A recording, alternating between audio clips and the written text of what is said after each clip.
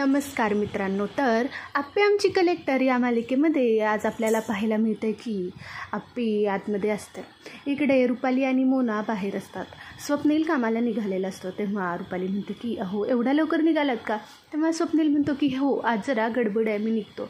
स्वप्नील गेल्यानंतर रुपाली तिथे असते. तेवढ्यात मोना येते आणि म्हणते की रुपाली ताई तुम्ही आल्यापासून ना मला कशाचीच काळजी नाही आहे. तेव्हा रुपाली म्हणते की अगं चल आपल्याला किती काम आहे, आपल्याला आज जाऊन ठेचा बनवायचा आहे आज आणि पालकाची भाजी बनवायचं आहे. हे ऐकून मोना म्हणते की अहो रुपाली ताई तुम्हाला कंटाळा येत नाही का रोज रोज वेगवेगळं जेवण बनवायचं? तेव्हा रुपाली म्हणते की अगं माणसं असल्यावर काम तर असणारच ना, आणि माणसं असल्यावर काम करण्याचा कसला कंटाळा? मोना म्हणते की अहो पण रोज वेगळं वेगळं बनवायचं किती काम पडतं. त्यावर रुपाली म्हणते की अगं ते काम केलेलं परवडलं, पण माणसं आहेत तर काम पडणार, पण एकटेपणा काय असतो ना ते तुला नाही माहिती. घरात माणसं असल्याशिवाय घर पण येत नाही, एकटेपणा असल्यावर काय जाणवतं हे मला माहीत आहे. तेव्हा मोना तिला कळतं की रुपाली सॅड झाली आहे. तेव्हा ती म्हणते की हो रुपाली ताई तुमच्यामुळे ना मला नवीन नवीन डिशेससुद्धा शिकायला भेटतात. तेवढ्या दिप्या तिथे येऊन खुर्चीवर बसतो. रुपाली आणि मोनाचं बोलणं चाललेलं असतं. तेव्हा दिप्या म्हणतो की बरं मग आज काय? हे ऐकल्यानंतर दोघी आतमध्ये निघालेल्या असतात. एवढ्यात अमोल बाहेर येतो. बाहेर आल्यानंतर त्याच्या मागे आप्पी, अर्जुन, बापू आणि कदमसुद्धा येतात. तेव्हा तो म्हणतो की मग आज काय जेवायला देणार आहे? तेव्हा रुपाली म्हणते की अरे अमोल मी तुझ्या डब्याची तयारी करायला सुरू केली आहे. आप्पीला हे आवडत नाही, अर्जुनलासुद्धा आवडत नाही. तेव्हा आप्पी म्हणते की रुपाली ताई काय काय बनवून झालं आहे? तेव्हा रुपाली म्हणते की अगं कणिक भिजवली आहे आणि मी भाजी करायला घेतेच आहे. हे ऐकल्यानंतर आप्पी जास्त काही बोलत नाही. तेवढ्यात अमोल बोलतो की मला आज तुझ्या हातची भाजी खायची आहे. हे ऐकल्यावर रुपाली म्हणते की अरे अमोल पण मी करायला घेतलं आहे आणि तू सगळा डब्बा संपवलास ना तर मी तुला घरी आल्यावर चॉकलेटसुद्धा देणार आहे आणि त्याच्यासोबत तुला पौष्टिक रव्याचा लाडू पण देणार आहे. तेव्हा अमोल म्हणतो की मला ना आज माझ्या हातची भाजी खायची आहे. तू प्लीज आज माझ्यासाठी भाजी बनवशील का? आणि जास्ती बनव, सगळ्यांना तुझ्या हातची भाजी खूप आवडते. दिप्यासुद्धा अमोलला साथ देत म्हणतो की हो दिदे आज मला तुझ्या हातचीच भाजी खायचं. हे ऐकल्यावर रुपालीला खरं तर आवडत नाही, पण आप्पी हो म्हणते. इकडे सगळं झाल्यानंतर डब्याचं फिक्स. तेव्हा आप्पी म्हणते की ते सगळं ठीक आहे, पण जर तुला शाळेत जायचं नसेल तर तू 2-3 दिवस छान आराम कर. हे ऐकल्यावर अर्जुन म्हणतो की नाही काय आरामाची गरज नाही आहे, अमोल एकदम ठणठणीत आहे. आणि तेवढ्यात दिप्या म्हणतो की आणि हा घरी असला तरी काहीच करत नाही, तो आणि काम वाढवून बसतो.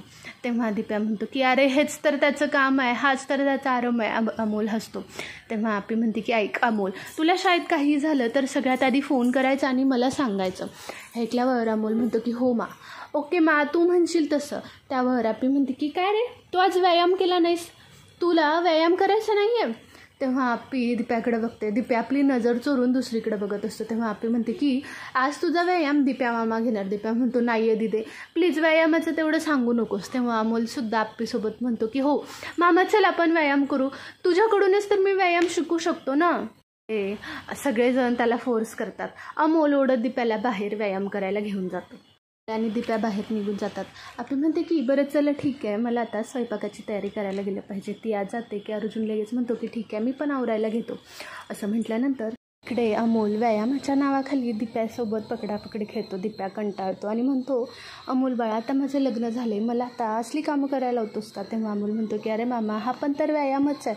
असं म्हटल्यानंतर दिप्या म्हणतो की बरं बास झाला आता मला खरंच कंटाळा आला, तुला कसला व्यायाम करायचा आहे? त्यावर अमोल म्हणतो की मला माहिती आहे मला कसला व्यायाम करायचा, चल मी तुला दाखवतो. असं म्हटल्यानंतर अमोल आणि दिप्या योगा मॅट टाकून त्याच्यावर व्यायाम करायला चालू करतात. दिप्या विचारतो की अमोल बाळा तुला हे सगळं कशामुळे झालं? तेव्हा अमोलला आठवतं की आईबाबाच्या भांडणामुळे त्याला चक्कर आली, पण अमोल दिप्याला सांगत नाही आणि म्हणतो की अरे मामा त्या दिवशी शाळेत खूप खेळलो ना त्यामुळे मला चक्कर आली, तो तिकडे सांगत नाही. इकडे रुपाली चांगल्या स्वतःच्या चलाखीनं मोनाला सगळे लाडू वळायला लावते आणि स्वतः भाजी नीट करायला घेते. तेव्हा मोना रुपालीला म्हणते की अहो ताई पण तुम्ही हे का करताय, आज भाजी वंस बनवणार आहेत ना आणि बनवू द्या ना त्यांना, तुम्ही कशाला कामं करताय? हे ऐकल्यावर रुपाली म्हणते की मोना तुला सांगितलं तेवढं कर, पटपट कर, तुम्ही भाजी करायचं आहे मला. हे एवढं बोलतातच तेवढ्यात आप्पी तिथे येते आणि म्हणते की अरे वा मोना छान लाडू केलेत ते तू. हे ऐकल्यावर रुपाली म्हणते की हो आता फक्त भाजी आणि चपाती करायचे राहिले. आप्पी म्हणते की हां मी भाजी बघते रुपाली ताई तुम्ही चपाती करायला घ्या. तेव्हा रुपाली म्हणते की अगं तुला जायचं असेल ना तू जा, मी बनवते ना भाजी, तू काळजी करू नको अमोलच्या डब्याची. आपी म्हणते की नाही, पण आज अमोलला माझ्या हातची भाजी खायचं मी करते. हे ऐकल्यावर रुपाली म्हणते की प्लीज अपर्णा विश्वास ठेव ना, मी करेन त्याचा डबा व्यवस्थित. त्यावर आपी म्हणते की अहो रुपाली ताई तसं नाही, त्याला माझ्या हातची भाजी खायची आहे, बाकी काही नाही. तेव्हा रुपाली म्हणते की मग मी बनवते ना, त्याला कळणारसुद्धा नाही कुणी बनवली भाजी. तेव्हा आपी म्हणते की त्याला कळायला लागल्यापासून तो माझ्या हातचं जेवण खातो, तो असा ओळखेल कोणी भाजी बनवली. आणि असू द्या ना, आहेच की मोनासुद्धा आहे, मी करते भाजी असं म्हटल्यानंतर रुपालीच्या मनात नसतानासुद्धा ती चपात्या करायला लागते आणि आपी भाजी करते. हे रुपालीला आवडत नाही. रुपाली तिथून बाहेर येऊन उभी राहते. मोना म्हणते की मी काय करू वंश, मला सांगा ना, मी काय मदत करते. आपली काहीच बोलत नाही आणि कामाला लागते. इकडे रुपाली एकटीच घरामागे येऊन उभे राहिलेली असते.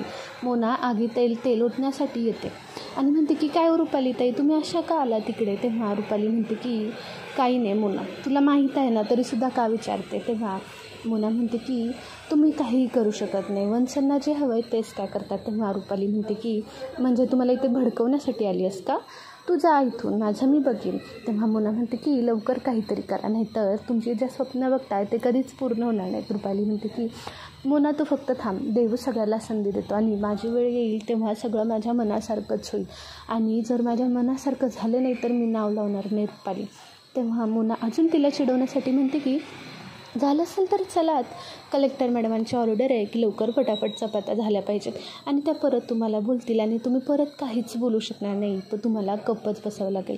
तेव्हा रुपाली तिला जोरात ओरडते. मोना हे ऐकल्यानंतर मोना पुढे जाते. मोना हसत असते.